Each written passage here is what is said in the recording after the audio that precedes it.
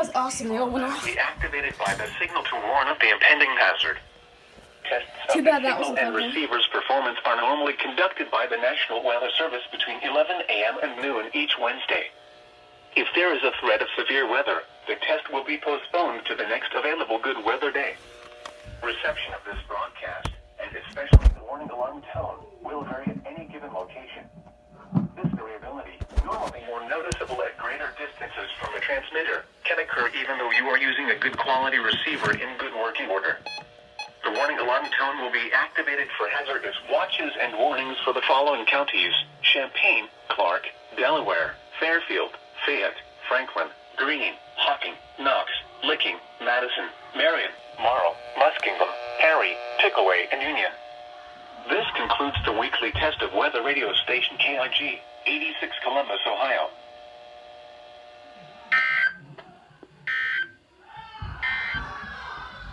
Here are the 11 a.m. weather conditions at the John Glenn Columbus International Airport under partly sunny skies. The temperature was 42 degrees.